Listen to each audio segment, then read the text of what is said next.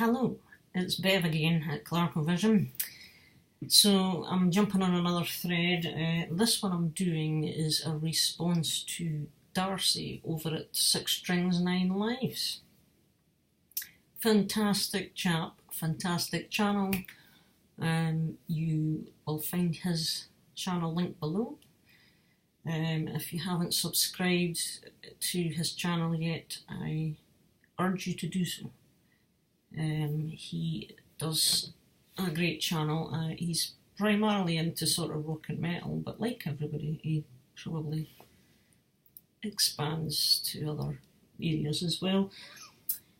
And without risk of further blabbering, I'm going to try and get straight to the point. So Darcy this time chose a thread.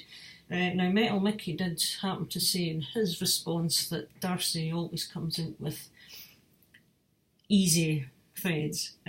However, he forgot about the ridiculous, near impossible one about the apocalypse, end of the world, and you can only take 10. So, which everybody seemed to stress over quite badly. But anyway, but it was all good fun. It was brilliant. So anyway, apart from that, he comes up with much more easy stuff and good ideas actually. So I am going with I think I've got 5 with and I'm going to do a couple of honorary mentions, but for my 5 main bands in this thread, I've picked out big names that are pretty much well known. Now this Darcy was asking, this thread is all about 5 bands that you were late to the party on getting into, basically. Bands that have been around for years, decades, that you just never took an interest in, or they passed you by, or you weren't aware of them at the time, or you were aware of them but just didn't bother, stuff like that. And that you are now getting into, as in late to the party. So, without further ado, this band, I mean, as I say, they're all big bands, well known. So this is one, and it's kind of down to the influence of the vinyl community, except I am late to the party on these guys. I knew they've been around for years. I was aware of them back in the day, but I kind of figured, I just had this thought that they were more thrash style and that they'd be far too heavy for my interests and tastes at the time. So this was the first album of theirs I acquired, Russian Roulette, and it's 1986. And to my delight, the song Russian Roulette is what I heard first. I stumbled across it on YouTube, and I thought, oh, I really quite like that. And to my surprise, they weren't heavy thrash related sounding, and so I YouTubed a couple more other stuff, and I thought, I think I'm going to investigate further. So I now have about 4 of their albums on CD, all from the 80s, and I know there's plenty more to check out. Next up, yeah, I'll do this one, it's another CD. This band, I don't think I was fully aware of them right away in the 80s, but I did hear about them some time later, but I never really took any notice of them until about 2.5, 3 years ago, when I was watching some video on YouTube to do with, I think it was just some compilation that somebody had pieced together about 80s power metal or 80s European bands or something, and there was a clip from this band on it, and the song, I thought, I really like that song, and it was what the heck is it? Conquistadors.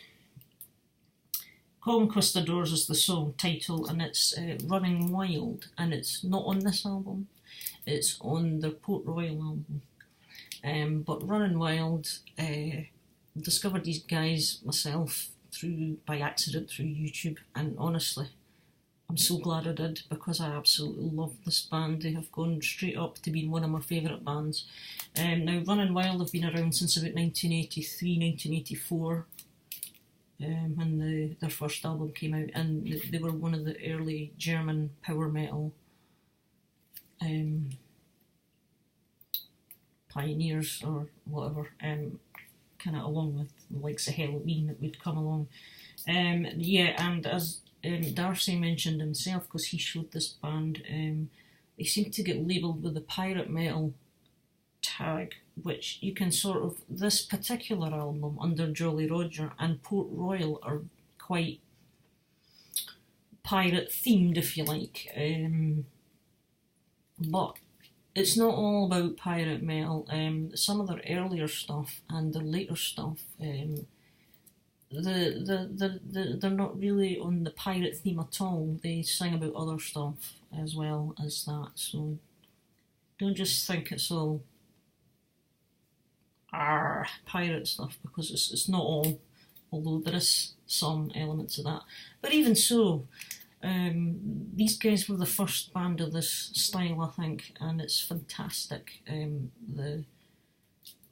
The guitars are just amazing, and the melody and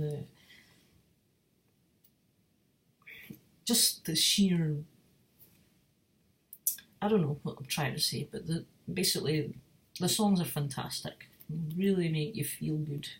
Really heavy rocking, power metal, I guess, powerful stuff. So Running Wild, fantastic.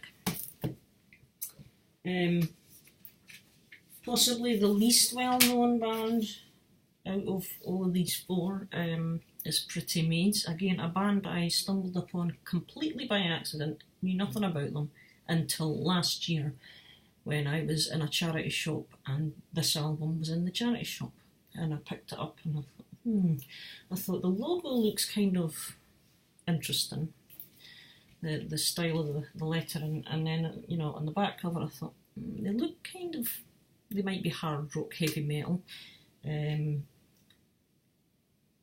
the title Red Hot and Heavy, some of the song titles, I thought this could be sort of a hard rock band, so I just thought I'll take it, because it was cheap. It was about £4 or something it cost me, and I am so glad I discovered this, because again, Pretty Maids, Danish metal, heavy metal band, they've been going since about 1980, this is 1984, about 1983, again, sort of same time as Running Wild. Fantastic band, fantastic melodic metal. I've said it before, I sense a hint of Judas Priest, Iron Maiden, even Motorhead on occasion, just hints of an influence for these type of bands, but they do have their own sound, so I would, and they're still going today. Running Wild, they're kind of, well, Rock and Rolf, he's kind of the main man now that deals with everything Running Wild, but he's still actively doing things relating to the band. So yeah, but Pretty Maid are still going strong, Accept are still going strong. I do encourage you to check them out. Again, another band I was late to the party on, Halloween, believe it or not, yes. Again, similar to Accept, I kind of thought at the time, I was aware of them in the sort of mid to late 80s, I thought they would be just too heavy for me. I think I tried to listen to one of their songs at one point on probably a heavy metal programme on the radio, and I thought, no, it's too much for me, kind of thing, because it was the power metal. Again, these are one of the guys that kind of kicked the power metal thing off. But yeah, again, it was only really in the last couple of years, year and a half, that I've come back to Halloween and sampled one or two other songs of theirs and really enjoyed it. So I grabbed, it was Keepers 2 I got first, and I really enjoyed it, and so that kicked that off with Halloween, so I've got both keepers, and I've just got their box set at Christmas, so I've got all their early stuff, and obviously Halloween are still going strong. I'm not familiar with any of their later stuff, so I've got that to check out as well. So this is the original 87, and it is the blue vinyl version. How many is that? 1, 2, 3, 4. So this is band 5, and I'm kind of like Accept. They're kind of linked in a way.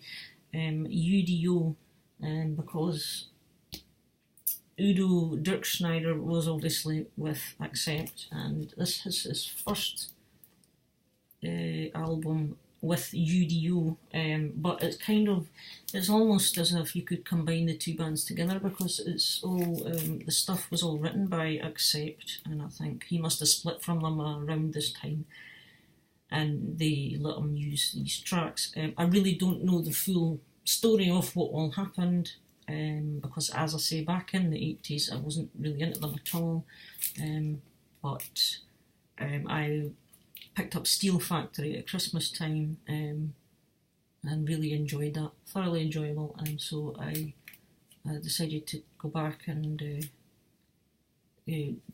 found this online at a decent price, so and this is good as well actually. So U.D.O is another band who are still obviously on the go just now that I've got plenty to check out.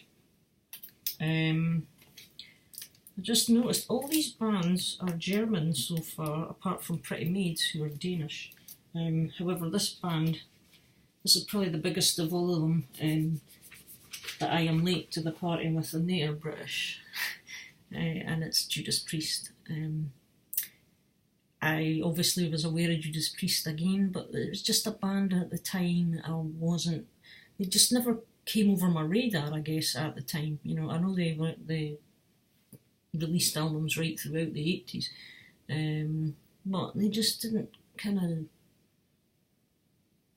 as I say, they never came on my radar at all, so I was aware of some of the big songs like Breaking the Law and, you know, You've Got Another Thing Coming, and so I think a couple of years back again, Turbo Lover came up on my YouTube feed, and I listened to that. I love that song, you know, and it kind of kicked off my Judas Priest thing. And then again with the vinyl community, they've kind of helped me kind of, you know, pushed me along a bit and getting into Judas Priest. So this is the only, no it isn't, this is one of 2 records I've got of theirs on vinyl, the other one being Firepower. But this is an original from 1981, Point of Entry. The rest I've got on CD. I want to get all the remasters on the CD. I want to get that set. So I've got about 8 of their albums at the moment, so I'm really enjoying Judas Priest. So that was actually 6, but they're all pretty well big names. Another couple of honorary mentions: Blind Guardian. Darcy showed them too. I'm just getting into them. That's the first album of theirs I got a couple of weeks back. They are very interesting, kind of symphonic, orchestral, big, epic, power metal band. Very talented. And another band I'm going to give a mention to is Hammerfall. Because Blind Guardian have been around since the 80s. Hammerfall, I think they emerged in the mid to late 90s. Now, the 90s just wasn't really on my register at all. Music just didn't really happen for me in the 90s, to be honest with you. Not compared to the 80s anyway. So I never knew Hammerfall existed until last year. It was probably last year I discovered these guys as well. And I can't even remember how I discovered them, to be honest with you.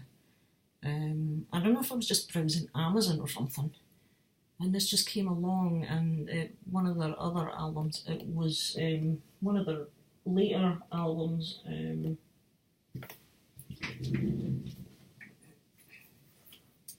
Built to last. This caught my eye, and the cover caught my eye actually. And you know how some people can say the cover of an album can influence on whether you decide to give it a shot or whatever. Well, this had that effect on me, and I really quite liked it. Again, it's power metal stuff, but these guys are Swedish, and they have been around since the late 90s anyway.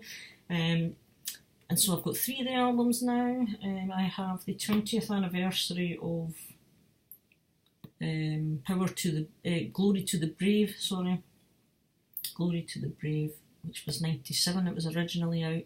I've got the 2017 remaster, and this was their second album, Legacy of Kings.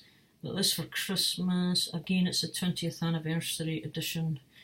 And it's got a whole. I've still got to listen to some of this. I've not finished listening to all of it yet, and there's a DVD as well.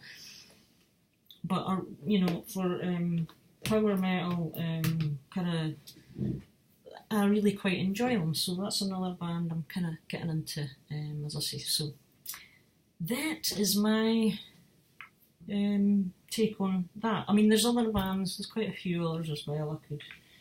I could say about, but I could be here all day, so enough of my blabbering. So get subbing to Darcy if you don't sub already, because he's great. And I'll catch you all later on. Have a good day.